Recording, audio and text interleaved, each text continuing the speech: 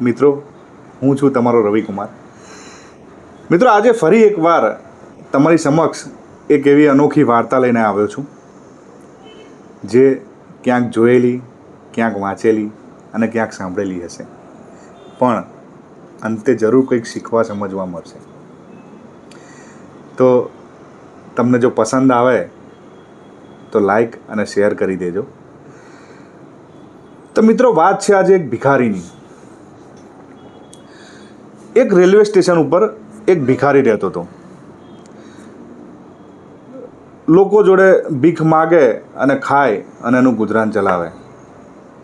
Station પર ભીખ માગે, ક્યારેક કોઈ ટ્રેનમાં ચડી જાય તો ટ્રેનના ડબ્બામાં ભીખ માગે, આગળના સ્ટેશન પર ઉતરી જાય, પછી પાછો ત્યાં ભીખ માગે, પછી પાછો રિટર્ન ટ્રેનમાં આવી જાય, પછી પાછો ત્યાં ભીખ માગે અને એના સ્ટેશન પર આવીને સૂઈ જાય. એકવાર એવું થયું કે એક બહુ રીચ માણસ ટ્રેનમાં જતો હતો. તો ભિખારી રોજ એને જોવે, પણ એની જોડે ક્યારે ભીખ નથી માગી. આ વખતે ભિખારીને એવું થયું કે ચલો હું આની જોડે ભીખ માગું. એટલે એ શેઠને ભિખારીએ કીધું કે સાહેબ, 2-5 રૂપિયા હોય તો આપો. પેલા શેઠે એવું કીધું કે 2-5 રૂપિયા તો મારી જોડે નથી ભઈલા, મારી જોડે 50 રૂપિયા છે, 100 રૂપિયા છે, પણ હું તને શું કામ આપું? તે મને કંઈ આપ્યું? તું મને કંઈક આપ તો હું તને ભીખ આપું.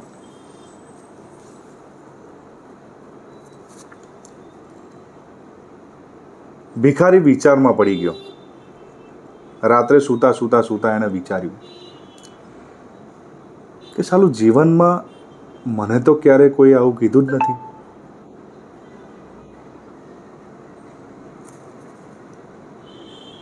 ભિખારીને વિચાર આવ્યો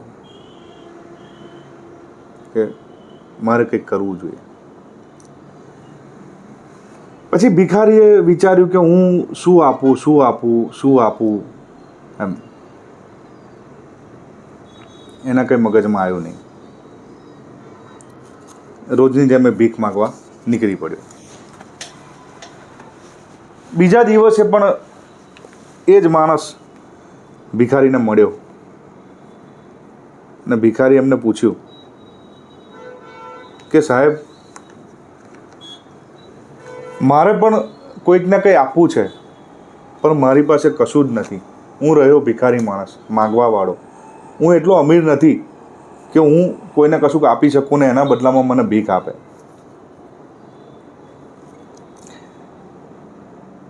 પેલા સાહેબે કીધું, કશો વાંધો નહીં ભિખારી, ક્યારેક તો તને કશુંક એવું મળશે કે જે તું કોઈને આપીશ અને સામે તું ભીખ લઈશ.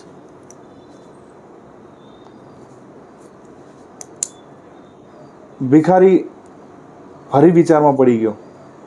રાત્રે જઈને ઊંઘી ના શક્યો. પછી સવાર પડી ગઈ એટલે નિયમિત ત્યાં રેલવે સ્ટેશનના બાથરૂમમાં જઈને નહીં ધોઈને બહાર નીકળ્યો. ત્યાં મસ્ત ફૂલોની સુગંધ આવી. એટલે એણે જોયું કે 2-3 નાના છોકરાઓ હતા, એ ફૂલ તોડતા હતા અને એકદમ એને મગજમાં લાઈટ થઈ. તો એ ત્યાં આજુબાજુ વાડીમાં ઉગેલા બધા ફૂલો તોડી લાવ્યો અને એકઠા કર્યા. એકઠા કરીને ભેગા કરીને એ ટ્રેનના ડબ્બામાં ચડ્યો અને બધાને એક એક ફૂલ આપે અને સામે ભીખ માગે.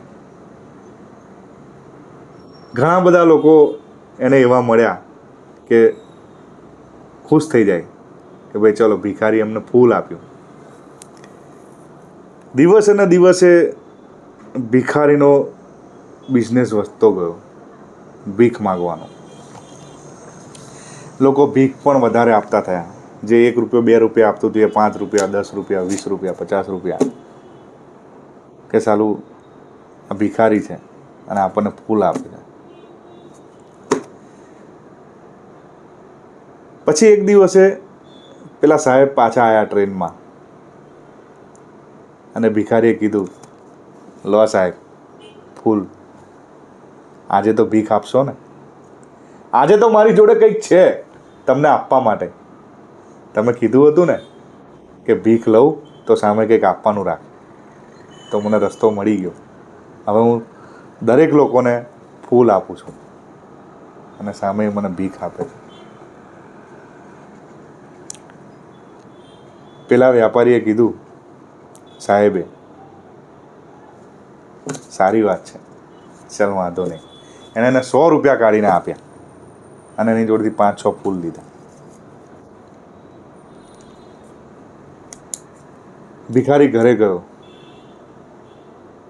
વિચારવા માંડ્યો કે સાલું આ બિઝનેસમેન હતો. એણે મને કીધું કે હું તને એમને ભીખ નહીં આપું. હું શું કામ આપું? હું વ્યાપારી છું, હું બિઝનેસમેન છું. હું અગર કંઈ આપું છું તો સામે લઉં છું.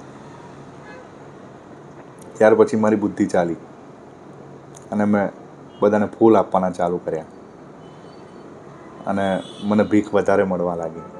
આજે મને મળ્યા, આજે એમણે મને સલાહ આપી. બસ પછી દિવસો વીતતા ગયા અને એક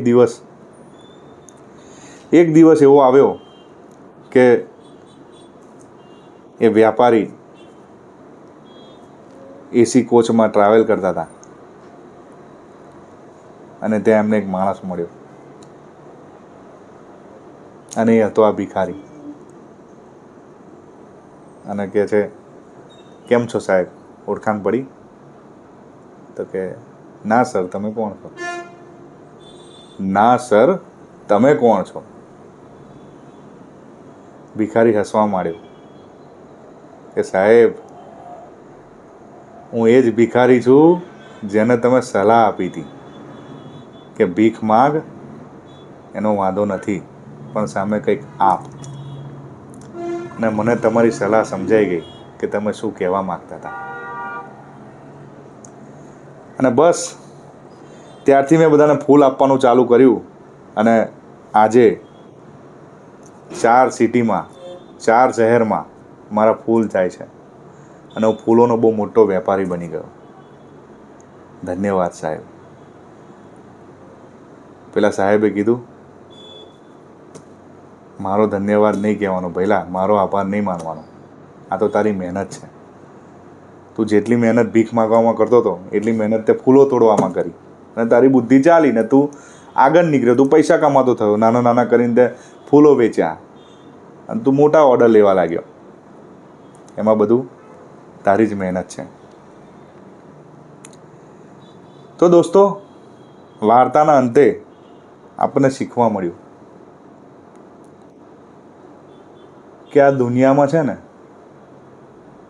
કોઈ કશું મફતમાં ના આપે. એમને સામે કંઈકનું કંઈક જોઈએ. અત્યારનો આ યુગ, કળિયુગ એવો થઈ ગયો છે કે દરેક માણસ એના મતલબથી જ તમારી જોડે મતલબ રાખે છે. હા, અમુક માણસો, અમુક મિત્રો સારા પણ હોય છે. બસ તો મિત્રો, આજની વાર્તામાં આટલું જ. ફરી મળીશ તમને એક નવી વાર્તા સાથે, કંઈક મોરલ સાથે ને કંઈક શીખ સાથે. પણ આપણે બધાએ ભિખારી જેવું દિમાગ લગાવવું જોઈએ. એવું નહીં લાગતું તમને? ધન્યવાદ. લાઈક કરજો, શેર કરજો, સબસ્ક્રાઈબ કરજો.